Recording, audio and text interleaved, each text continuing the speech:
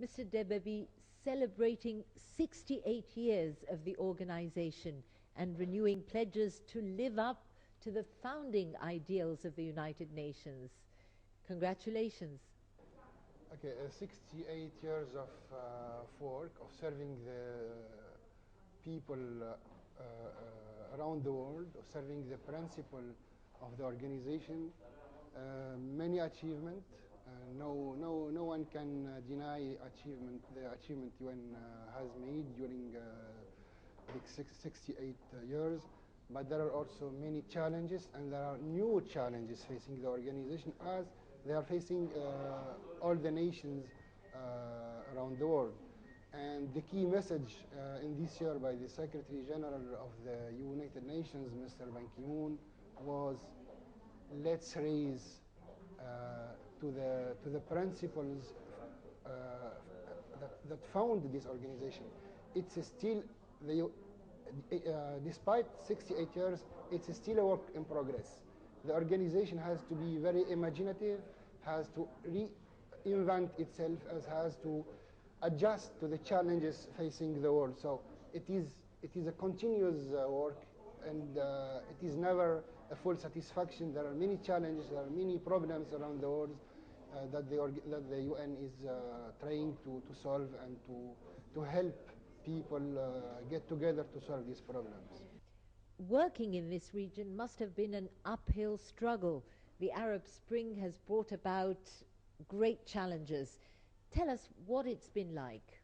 The UN, since the beginning of the Arab Spring in Tunisia and in Egypt, the United Nations was encouraging this movement. The United Nations was encouraging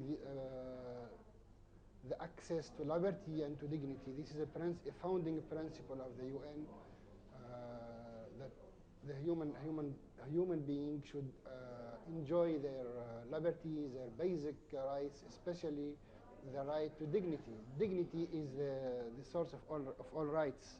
And the movement of the Arab Spring was basically a movement for dignity. People were looking for their dignity, for freedom from want, from freedom from oppression, from freedom from dictatorship, and the UN was backing this movement, and the UN is standing ready to help.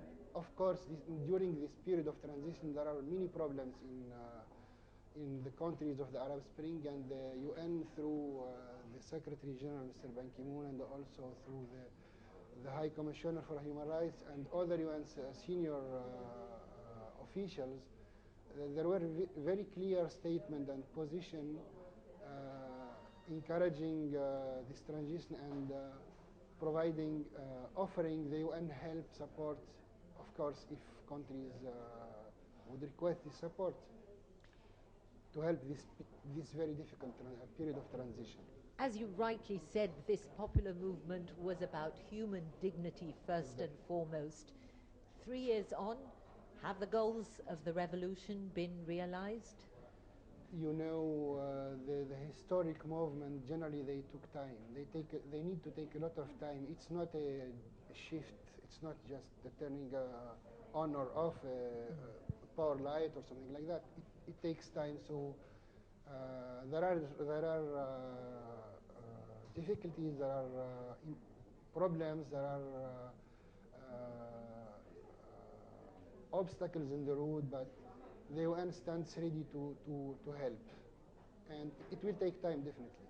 The UN was urging, after the 13 June movement, the Secretary General position was very clear. Is urging a return to democracy in Egypt, and urging Egyptians to come together and to respect human rights and to solve their problems peacefully, because all the transition has been difficult. You cannot avoid difficulties in political transition to democracy, but this difficulty could be overcome if all the parties stand together and try to solve their problems and to sort out their problems and to find common solution and to come together and to resolve this problem. It is possible. That was and it is still the position of the UN. The UN was clear in its position vis-à-vis a military strike on Syria, refusing to give backing and support to the Obama administration.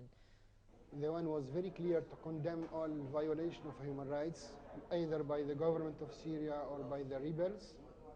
You cannot be partial with one or another, but the UN stands with its founding principles: democracy, the rights, human rights, the right of people to self-determination, to elect their leaders and to hold them accountable. These are the principles guiding and making the background for any UN action. And you've seen the action, a very laborious and very patient action by Mr. Lakhdar-Ibrahimi, the joint envoy Of the UN and the by Arab the United League. Nations and the Arab League. He has been working on this issue, and he's continuing his very distinguished action in a silent, not very, without a lot of mediatization. But I think the UN and the Arab League and also the parties in Syria there are sources of hope now, and we hope that this country will get out from these problems, because in addition to dead and to wounded people, we are now watching the outbreaks of polio and other diseases that were eradicated.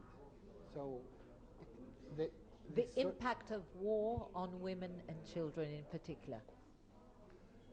You see, even here in Egypt and almost all countries in the region, especially neighboring countries like Egypt or Lebanon or in Jordan, you see the number of people. You see now, for example, you can see this drama of Syria in the roads of Cairo, in the roads of Beirut. You see the displaced and the refugees. Displaced ladies and their kids, and it is a real drama. Looking ahead, what are the priority areas? We're fast approaching the deadline for the Millennium Development Goals in 2015. How has the region fared? We are approaching 2014, so we have only one year before 2015, which was the deadline or the date for achieving the Millennium Development Goals, which were adopted, the very famous 8 development goals that were adopted in 2000. There are now assessments, there are reports, there are very advanced assessments with actual figures of the advancement in achievement of these 8 goals, like eradicating poverty, halving extreme poverty, in terms of education, in terms of health, in terms also of protecting the environment, protecting childhood, and the 8 goals. Now the key challenge for the UN and in this region, and it is part of the global challenge, is how to prepare the post 2015. There are goals who haven't been achieved fully. There are goals who were achieved partially. So during the last year, there were what we call the national consultation about the MDGs, the Millennium Development Goals, in Egypt and elsewhere, and almost in every. There was a every meeting country. in Amman, Jordan. Yeah. Yes. These are at the regional and global and national level, and the objective is to identify the successes, to build on the success and to strengthen the successes, but also to identify clearly the gaps, what needs to be done in order to bridge the gaps and in order to go ahead more rapidly after 2015. So there is now a work in progress in the UN to prepare the post-2015 development agenda, and you know this is also this holds also for Egypt and for the Middle East and North Africa region. There are advancements in this region that are not equal. For example, in some countries you have North Africa, for example, who have made a lot of good advancement in terms of eradicating poverty, and especially extreme poverty. But you find in these other countries that the, the success was not even. And we have also still a problem with participation of women in development, in the work, and in terms of empowering women in general, there is problems. So there is now very kind of I can say a workshop, very wide workshop to prepare the post 2015. Mr. FethiDebbabi, Acting Director of UNIC, we thank you for joining us on the program this week.